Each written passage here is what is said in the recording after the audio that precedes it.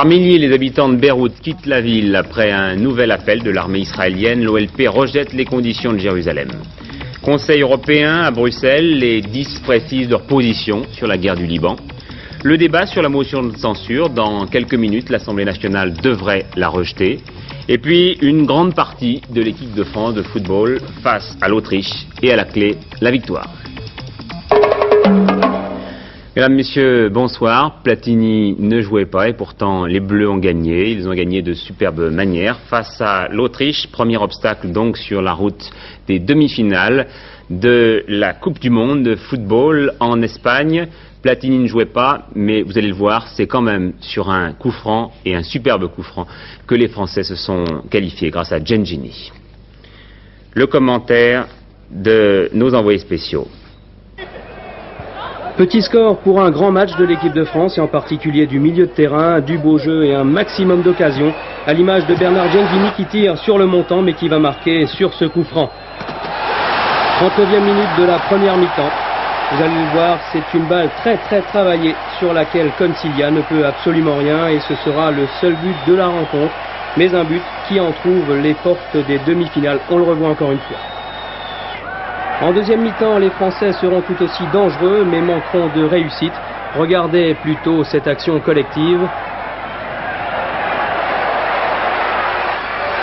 Giresse pour Rocheteau qui est à 2 doigts de conclure. Kraus sauvant sur sa ligne. Voilà, tout cela en 45 secondes, mais rassurez-vous, à 20h35, c'est-à-dire juste après ce journal, vous en aurez pour 25 minutes de résumé de ce match France-Autriche, avant la diffusion d'un autre match en direct, Pologne-Belgique. La nuit est donc tombée sur Beyrouth, une nouvelle nuit d'attente, mais cela pourrait très bien être la dernière, avant l'assaut final des troupes israéliennes. Une nouvelle fois, en effet, cet après-midi, l'aviation israélienne a largué des tracts sur Beyrouth-Ouest, appelant la population à partir tant qu'il est encore temps. Toi, qui te trouves encore à Beyrouth, dit le tract, rappelle-toi que le temps presse et que ta vie et celle de tes proches sont en danger. Des milliers de tes frères, proclame encore le tract, ont déjà quitté la capitale pour des zones plus sûres. De fait, c'est un véritable exode qui a commencé hier à Beyrouth. Maurice Werther.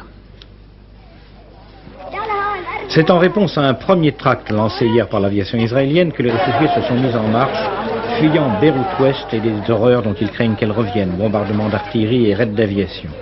Il est possible même, si la trêve est rompue, que l'on en vienne cette fois-ci à des combats de rue pour déloger les Palestiniens étroitement mêlés à la population. Il y a 7 à 10 000 combattants de l'OLP, avec leurs chefs les plus connus, dont Yasser Arafat. On s'est posé la question de savoir si les Palestiniens n'allaient pas empêcher les habitants de Beyrouth-Ouest de s'en aller, de façon à s'en servir comme bouclier ou comme otage. En effet, ils habitent les mêmes immeubles que les civils libanais, et dans les caves de ces immeubles, au fil des ans, ont été entassés d'immenses arsenaux. En vérité, les réfugiés partent sans entrave, suivant les conseils des tracts israéliens qui leur disent « pars avant qu'il soit trop tard ». Pendant toute la nuit dernière, on a pu croire que l'OLP allait accepter l'ultimatum des Jérusalem qui lui disait en substance « quitter Beyrouth ». Or, il n'en est apparemment rien. Ce matin, Yasser Arafat a fait savoir qu'il continuerait à faire face à l'invasion israélienne. Je cite là l'agence palestinienne Wafa. Daniel Catlin. Vers 17h, des avions israéliens ont à nouveau lâché des tracts sur Beyrouth, invitant la population à partir au plus vite. Ce nouvel épisode de la guerre psychologique n'a pas infléchi la position de l'Organisation de libération de la Palestine. L'OLP, m'a réaffirmé tout à l'heure un responsable palestinien, rejette en bloc toutes les propositions de capitulation faites par Israël. Nous refusons de quitter Beyrouth par la route et de devenir une organisation politique. Cependant, des négociations ont lieu actuellement entre les organisations palestiniennes et le gouvernement libanais. Un nouvel accord de contrôle de la présence palestinienne est à l'étude. Cet accord inclurait les conditions d'un retour des Palestiniens dans les camps qu'ils occupaient au Liban et une limitation de l'armement, les Fédayines refusant toujours de rendre leurs armes individuelles. Mais la concrétisation de ces négociations est liée à une condition jusqu'à présent rejetée par Tel Aviv, le retrait préalable des Israéliens des abords de Beyrouth. Voilà, Daniel Bilalian, vous étiez il y a quelques jours encore à Jérusalem, vous en revenez à l'instant, on négocie toujours apparemment. Oui, il est certain à mon avis que les négociations se poursuivent malgré ce démenti de l'OLP, mais on peut aisément comprendre que M. Yasser Arafat ne veuille pas démoraliser ses troupes qui résistent encore dans des conditions dramatiques avant qu'un accord éventuel soit effectivement conclu. Alors au milieu de la journée, les négociations butaient principalement sur le point de savoir si les Israéliens accepteraient un retrait limité de leur armée autour de Beyrouth au moment où les Palestiniens accepteraient eux d'être désarmés par l'armée libanaise, tout au moins en partie, et de quitter le pays avec leur chef politique vers la Syrie. Et une autre solution apparaît ce soir qui permettrait aux Palestiniens de ne pas être totalement désarmés et d'être moins humiliés qu'ils ne pourraient l'être dans la solution précédente. Ils quitteraient Beyrouth à bord de bateaux égyptiens escortés par des navires de guerre français. Cette information, bien que démentie pour l'instant par l'Égypte et par l'OLP, est annoncée avec insistance par la radio d'État israélienne. Alors ça dit une espèce de dialogue OLP-Israël par interlocuteur interposé, bien entendu, mais est-ce que c'est pas une manière de reconnaître implicitement l'OLP? C'est-à-dire que la reconnaissance implicite de l'OLP par les Israéliens arrive au moment où l'OLP n'est plus réellement une force politique au Liban, mais reste une force politique avec une force militaire. Il reste une force politique avec laquelle Israël pourrait, je dis bien pourrait, entamer un dialogue. Car dans les négociations actuellement en cours, on discute d'un statut des réfugiés palestiniens qui resteront au Liban et également d'une éventuelle représentation politique de l'OLP à Beyrouth. Mais il faut être très prudent car la proposition israélienne peut être aussi le fruit des circonstances. Alors pendant 2 semaines, vous avez travaillé dans les 2 parties. À votre avis, quelles sont les chances de réussite? À mon avis, sur le terrain, tout peut aller différemment sur le plan politique. Les jusqu'au-boutistes palestiniens peuvent décider de combattre jusqu'à la fin. Et du côté israélien, ça je peux dire qu'on est prêt militairement à envahir la ville. Et je viens d'avoir Gérard Sebag, notre autre envoyé spécial en Israël, qui me dit ce matin être allé à Beyrouth-Ouest. Et il est pour sa part très pessimiste. Il a rencontré beaucoup de Palestiniens décidés à aller jusqu'au bout. Oui, hier soir, le chef de l'État libanais, Elias Sarkis, avait lancé un appel urgent aux rois et chefs d'État arabes, leur demandant de contribuer à sauver Beyrouth. On ne peut pas dire que cet appel ait beaucoup été entendu, juste une initiative du président égyptien Moubarak, qui tout à l'heure a envoyé un message au Conseil européen de Bruxelles, lui demandant de tout faire pour contenir la crise et soulager, je cite, les souffrances des populations civiles libanaises et palestiniennes. Depuis ce matin, en effet, les 10 chefs d'État et de gouvernement de la communauté européenne sont réunis à Bruxelles, comme ils le font très régulièrement. Premier sujet de débat, bien entendu, la guerre du Liban. Georges Bortoli. Ce n'est pas un Conseil européen comme les autres. Au lieu de s'occuper de problèmes européens, les 10 les ont délibérément mis de côté pour s'occuper d'abord du Liban. C'est qu'il y a urgence. C'est que les Israéliens peuvent entrer d'un moment à l'autre dans ce qui fut Beyrouth-Ouest. Il y a urgence, François Mitterrand l'a dit à ses 9 collègues, et il a dit que cette fois, les 10 ne devaient pas se contenter de textes généraux sur le droit des peuples alors qu'une ville agonise. Il a dit, prenons des mesures concrètes capables de faire avancer la solution du problème. Quelles mesures? On ne cache pas du côté français que le texte français qui a été rejeté au Conseil de sécurité l'autre jour par la seule initiative, par le seul veto américain, contenait des éléments de réponse et l'on souhaite que tout ou partie de ces éléments se retrouvent dans le texte qu'adopteront les 10. Un point, en tout cas, paraît susceptible d'attirer le consensus, c'est l'idée que l'OLP doit participer à la solution et doit y participer dans l'honneur. C'est un souhait français. Il est probable qu'il rencontrera le consensus général. Il faut dire que les 10 sont très sensibilisés au problème par la lettre assez pathétique qu'ils ont reçue du président Moubarak. Le président égyptien, pour la première fois, s'y montre très sévère à l'égard de l'attitude des Américains et il dit aux 10 « mais jouez votre rôle, tenez votre place, montrez que l'agression ne paye pas, faites quelque chose pour le Liban ». Voilà donc pour ce lourd dossier Liban. Je signale encore que le pape a annoncé une nouvelle fois qu'il était prêt à se rendre là-bas dès que c'était possible, si cela pouvait aider à la paix. A signaler encore à l'étranger l'explosion d'une bombe de 450 kilos à Belfast, peut-être la plus puissante depuis 13 ans de guérilla. Elle n'a fait aucune victime, mais a endommagé quelques 300 maisons et elle a creusé un immense cratère dans la chaussée. Et puis, à Londres, la fin de la grève des transports pour demain à minuit, une grève qui a complètement paralysé les principales villes britanniques. La vie politique française avait cet après-midi encore son siège à l'Assemblée nationale. C'est là qu'il y a quelques minutes, la majorité des députés a repoussé, à vrai dire c'était attendu vu le rapport des forces au Palais Bourbon, la motion de censure qu'avait déposée l'opposition, RPR et UDF confondus. L'opposition qui reprochait au gouvernement une certaine improvisation dans la préparation de ces mesures anti-inflation. Nous rejoignons à l'Assemblée Daniel Brem et tout de suite Jean-Michel Mercurol. Le débat de censure n'a pas fait recette. Il est vrai qu'on avait largement débattu la semaine dernière du fond de ces mesures de rigueur décidées par le gouvernement. Pour l'UDF Edmond Alfandéry, il n'aura pas fallu plus d'1 an à la gauche pour qu'on ne parle plus que d'économie, de freinage et de blocage des salaires. Ce gouvernement n'est plus crédible. Comment accorder sa confiance à un plan si sévère appliqué par une équipe qui a perdu toute autorité? Michel Debré, ensuite, s'exprime au nom du RPR. Pour lui, un retour en grâce au sein du groupe. Dans un discours aux accents de Premier ministre, il préconise une fois de plus un gouvernement de salut public. Tournez le dos, comme vous le faites, à une exigence de base et à accumuler des orientations déplorables et des contradictions incessantes. Ce n'est pas seulement la capacité de l'économie française, la solidité de la société française que vous mettez en péril, c'est aussi, entendez-moi bien, son régime, la démocratie, la République. Au nom des communistes, Jacques Brune explique une nouvelle fois l'opposition du PC au blocage des salaires. Pas de véritable solidarité, dit-il, sans combat contre les gâchis capitalistes, mais on ne doit pas non plus renoncer à la consommation populaire. Il ne faut pas oublier qu'une purge trop longue affaiblit le malade et qu'un remède peut quelquefois être pire que le mal. En conclusion, est-il besoin de dire que le groupe communiste ne votera pas la censure que proposent ceux dont la gestion a été un désastre pour la France, un désastre pour les travailleurs et une manne pour les privilégiés? Enfin, réponse des socialistes par la voix de Jean Ancian. D'abord aux communistes, le pouvoir d'achat des plus défavorisés reste préservé, mais aussi réponse à l'opposition qui argumentait sur l'incapacité de la gauche à gérer l'économie. La gauche française serait-elle incapable de maîtriser le système et les circuits économiques? Cette aptitude serait-elle réservée à la droite conservatrice? Les difficultés existent, nous ne le nions pas.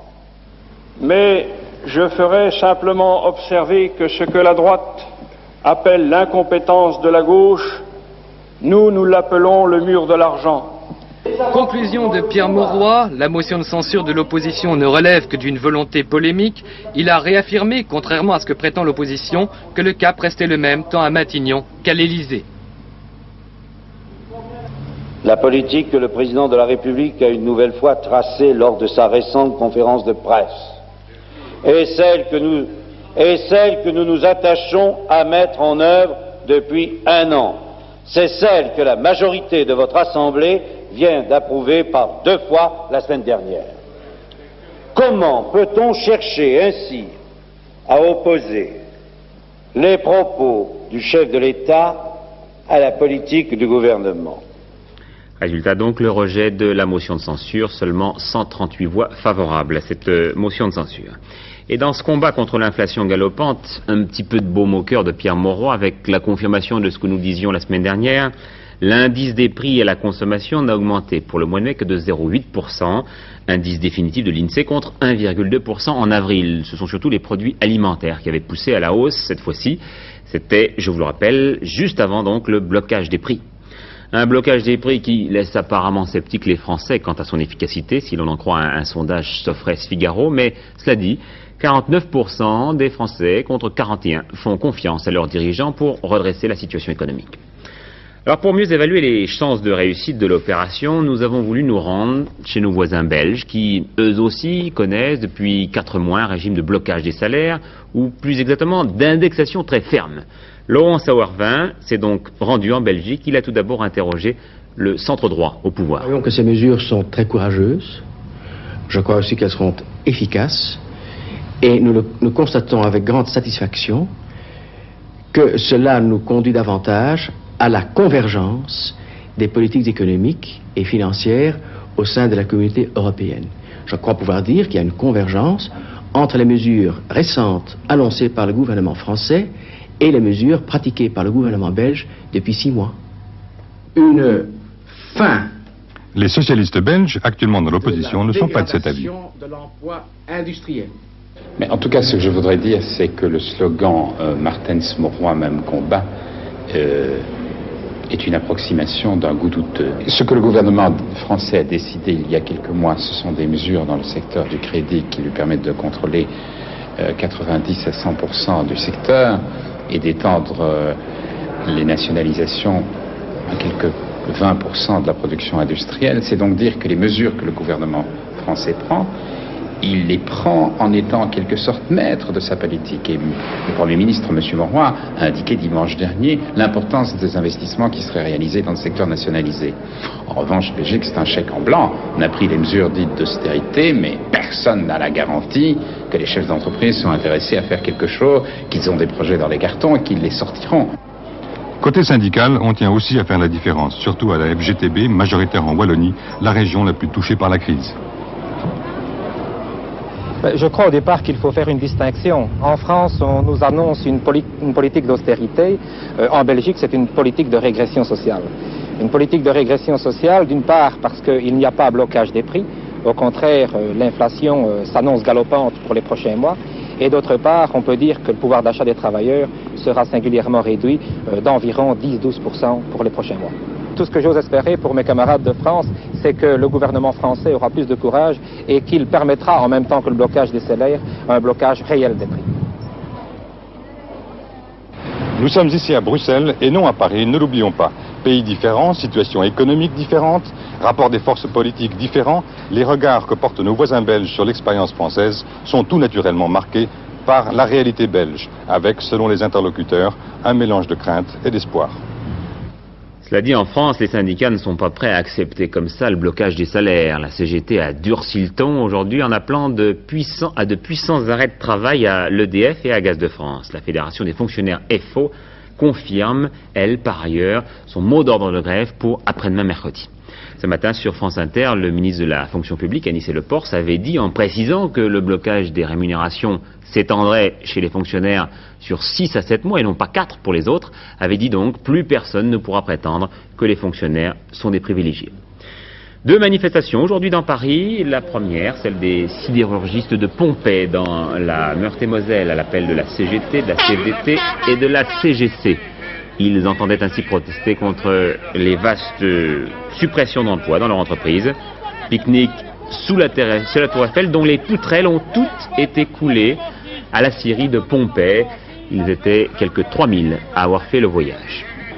Plusieurs centaines d'éleveurs bretons de porcs étaient, eux, du côté de l'hôtel Matignon et du ministère de l'Agriculture pour protester contre l'instauration des nouveaux montants compensatoires monétaires qui pénalisent nos exportations et favorisent les importations.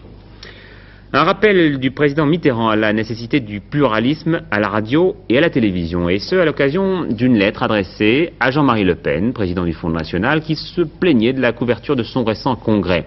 Seule Antenne 2, disait Jean-Marie Le Pen, avait mentionné ma réélection, et avait montré un bref cliché du Congrès. Regrettable, lui a donc répondu le chef de l'État. Cet incident ne devrait plus se reproduire avec la mise en place de la réforme de l'audiovisuel. François Mitterrand recevait aujourd'hui Richard Nixon à l'Élysée. À sa sortie, l'ancien président américain a jugé favorablement l'arrivée de George Shultz à la tête de la diplomatie de son pays. C'est un sage et un magnifique négociateur, a-t-il dit. Un nouveau record pour le dollar. Il y a bien longtemps qu'on ne parle plus de record historique car tous les plafonds ont été crevés. 6 francs 91 aujourd'hui à Paris. Occupation de la mairie de Poissy cet après-midi par 300 cadres de chez Talbot qui veulent travailler. Les occupants ne se réfèrent à aucun parti ni syndicat. Et ce alors que le médiateur pourrait rendre son rapport dès demain soir. À l'approche de l'été, et pour éviter de nouvelles nuits chaudes telles que celles que nous avons vécues l'année dernière à Vénissieux, un maître mot, plutôt prévenir que de réprimer trop tard. Et pour ce faire, un rapport qui peut y aider, le rapport Minga, sur la protection judiciaire de la jeunesse. L'ampleur du phénomène de la petite criminalité a poussé son auteur, député socialiste de Seine-Maritime, à faire des propositions. Jean-Claude Darrigo. Première mesure importante proposée par le rapport Minga, la suppression pure et simple de la prison pour les délinquants de moins de 16 ans. L'incarcération ne sera maintenue que pour les crimes d'une extrême gravité. On l'évitera donc au maximum, car il est établi que plus on va jeune en prison, plus on y retourne. Autre mesure, la détention entre 16 et 18 ans. Le séjour en prison ne pourra dépasser 2 mois. Il devra s'effectuer dans des établissements distincts qui garantissent un isolement effectif entre jeunes et adultes. Pour éviter de fixer un jeune dans le carcan d'un premier délit, sa première infraction ne donnera pas lieu à l'ouverture d'un dossier de délinquance. On le dotera d'abord d'une assistance éducative. Les préjudices subis par les victimes devront être réparés équitablement et d'une manière rapide.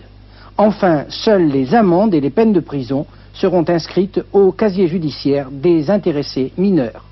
Vous n'avez pas peur qu'une apparente impunité concernant les jeunes délinquants encourage certaines personnes à se faire justice elles-mêmes? À cette question, je répondrai de la manière suivante.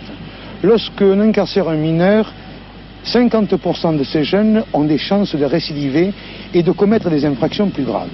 Or, dans mon rapport, j'ai introduit une notion qui me paraît tout à fait nouvelle et qui permettra de répondre à ce problème. C'est la notion de réparation. En effet, le jeune qui a commis une infraction, s'il convient de le comprendre et de savoir pourquoi il l'a commis, il n'en est pas moins responsable, et le rôle précisément de l'éducateur et du juge des enfants, c'est de l'amener, en réparant l'infraction qu'il a commise, à être plus responsable. C'est-à-dire à le mettre face à sa victime et lui permettre précisément de réparer l'acte qu'il a commis. Les réformes proposées par Joseph Minga ne vont donc pas dans le sens du laxisme. Elles rejoignent la préoccupation de Robert Badinter, le garde des Sceaux, qui souhaiterait qu'en matière de délinquance juvénile, soit donnée priorité à la réinsertion des délinquants, sans que pour autant les victimes soient oubliées. Les réformes seront longues et délicates à mettre en place. L'opinion publique, qui est théoriquement favorable à la rééducation des jeunes malfaiteurs, acceptera-t-elle d'en payer concrètement le prix ? Devant la cour d'assises ce matin, Philippe Maurice, pour la 3e fois. Philippe Maurice, déjà condamné à la prison à perpétuité, après avoir risqué la mort. Il avait été gracié l'année dernière par le chef de l'État. Philippe Maurice, cette fois, pour un autre délit, le meurtre d'un vigile, il y a 2 ans et demi, dans un parking du 15e arrondissement de Paris. Paul Lefebvre. 3e procès en moins de 2 ans pour un homme déjà condamné à mort pour le meurtre d'un policier en octobre 80, peine commuée en réclusion perpétuelle, condamné ensuite à 16 ans de cette même réclusion pour avoir tiré sur un gardien de prison en tentant de s'évader de Fresnes en février 81. Cette fois, Philippe Maurice est accusé du meurtre d'un vigile le 27 septembre 79 dans un parking de la rue Lecourbe à Paris. Ce jour-là, Philippe Maurice et un complice ont été surpris par 2 vigiles dont le survivant les accuse d'avoir tiré tout de suite. Philippe Maurice affirme que ce n'est pas lui qui a tiré la balle qui a tué. Quelle que soit la peine prononcée, elle se confondra avec les 2 précédentes. Est-ce alors un procès inutile pour un homme symbole malgré lui de la criminalité moderne? Non, répond la loi. D'abord, chacun des actes criminels doit être jugé séparément, afin que la responsabilité soit parfaitement établie. Ensuite et surtout, il faut respecter les droits des victimes, en matière pénale d'abord, afin qu'ils obtiennent justice, en matière civile ensuite pour que soient calculées les indemnités à payer par les compagnies d'assurance ou par le condamné lui-même lorsqu'il est solvable. La loi va d'ailleurs bientôt améliorer l'appel à un fonds d'indemnisation des victimes. Ce sera le seul recours de cet homme, vous allez le voir, le 2e vigile paralysé à vie par une balle que les médecins n'ont pas pu lui retirer de la jambe. Cet homme est désormais infirme, victime oubliée depuis 3 ans. Pour lui, qui rencontre son agresseur pour la 2e fois, pour lui, Philippe Maurice n'a pas encore été jugé ni condamné. Espace, Columbia Soyuz, tout va bien. Pour la navette américaine, il semble toutefois que l'on aura beaucoup de mal à récupérer les 2 fusées à poudre perdues en pleine mer. Quand on vole au vol franco-soviétique sur Soyouz, pas de problème, vous allez même pouvoir entendre pour la première fois Jean-Loup Chrétien répondre à Georges Leclerc sur ses conditions de vie. Bien, ça fait beaucoup de questions, je vais essayer de me souvenir de tout. Décrire brièvement la station, vous la voyez, c'est un grand compartiment de travail dans lequel nous sommes actuellement, et tournant le dos à la caméra, donc face à nous, un autre compartiment dans lequel nous avons installé nos expériences, une partie de nos expériences, et c'est également, pour répondre à la deuxième partie de la question, l'endroit où nous dormons. Dans l'équipage principal, réservé la meilleure place, c'est-à-dire que c'est comme une chauve-souris, je dors au plafond, c'est très surprenant.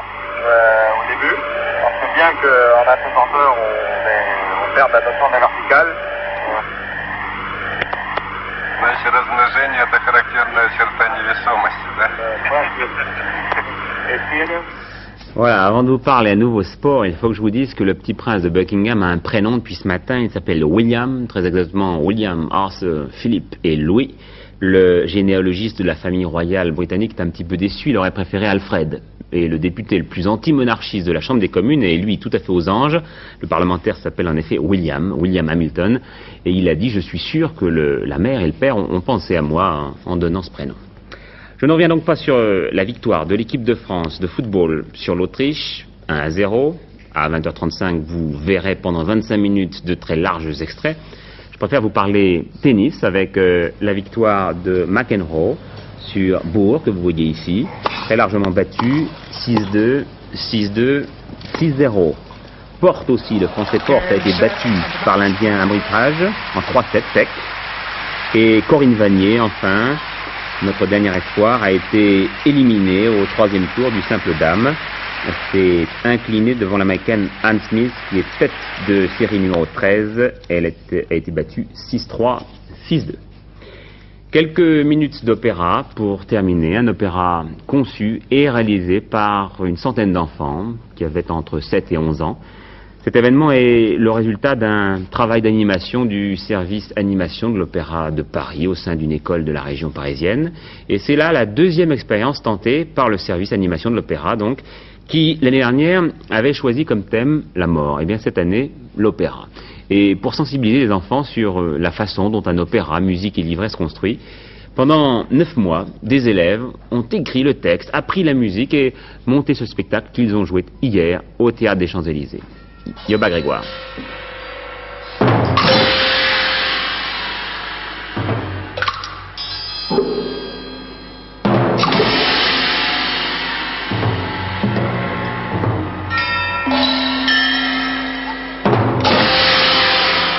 L'histoire de l'affiche déchirée, c'est un théâtre désaffecté, voué à la démolition qu'un groupe d'enfants découvre. Passionnés par leur découverte, ils décident de redonner vie à ce théâtre en créant eux-mêmes un spectacle et empêchent ainsi sa démolition. L'originalité de ce spectacle tient dans le fait qu'on a placé ces 100 enfants devant les problèmes que pose l'élaboration d'un opéra. Choix de la musique, du livret, ainsi que toute la partie technique. Ils ont inventé les sons, le texte et ont joué et chanté de mémoire.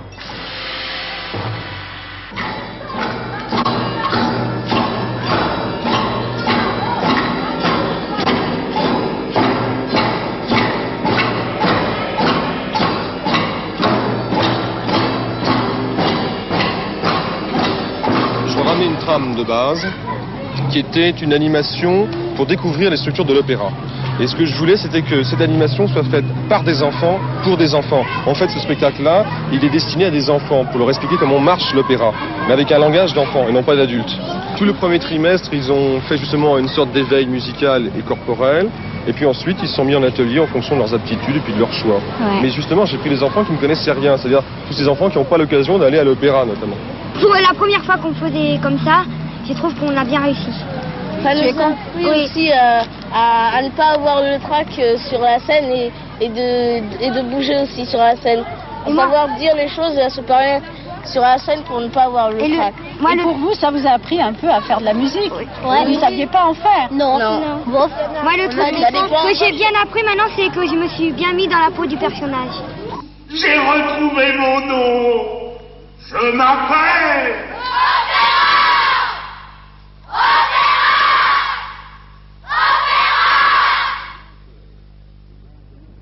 Alain Géopétret va se mettre dans la peau du personnage de Monsieur Météo de Service sur Antenne 2. Oui, mais je vais crier moins fort. Si tout va bien, mercredi devrait être beau et chaud. Mais oui, tout arrive. Mais demain, nous n'aurons qu'un air d'été en attendant l'été. Un air d'été très mitigé, je vous le dis tout de suite, car voici notre carte, il y a encore pas mal de nuages. Surtout le matin, du Cotentin au Jura, au nord-est et au nord, toujours un ciel variable, alternance d'éclaircies, de passages nuageux et encore des averses qui se raréfieront dans l'après-midi. Les éclaircies seront plus importantes, mais Ce sera encore très frais et instable donc sur tout le nord du pays. Possibilité d'orage également sur les Alpes et la Corse qui s'en iront ensuite dans la journée. Mistral dans la vallée du Rhône, ce qui dégagera l'atmosphère sur la Méditerranée. Espérons que ça n'attisera pas trop les feux de forêt. Il y a 590 hectares qui ont brûlé entre hier et aujourd'hui sur la Méditerranée. Enfin, sur tout le reste de la France, donc un grand sud-ouest qui inclut la Bretagne. Les Bretons sont contents qu'on les place au sud-ouest. Eh bien, progressivement, les éclaircies seront de plus en plus belles. Et alors, avec tout ça, qu'est-ce qui se passe? Eh bien, bien entendu, les températures montent. Oh, pas beaucoup. 1 ou 2 degrés au nord de la Loire, de 17 à 21 degrés, mais largement plus au sud, puisque l'on va de 21 à 26, 25, 26 sur la Méditerranée. Enfin, espérons qu'après-demain, on aura encore plus chaud. Demain, mardi 29 juin, 1 minute de soleil en moins, levé 5h52, couché 21h56, c'est la fête de Saint-Pierre et Paul qui sont surmenés. Saint-Pierre, c'est le patron des pêcheurs, des poissonniers, des parfumeurs, des gantiers, des serruriers, et Paul, lui, c'est le patron des cordiers, des maîtres d'armes et des éclaireurs. Les vins d'honneur vont couler à flot demain. Voilà, du football à grosse gorgée sur Antenne 2 après ce journal, et puis à 23h15, Jacques Merlino pour l'essentiel de l'actualité. Bonne soirée sur notre chaîne si possible, et j'aurai le plaisir de vous retrouver demain à 20h. Bonsoir à tous.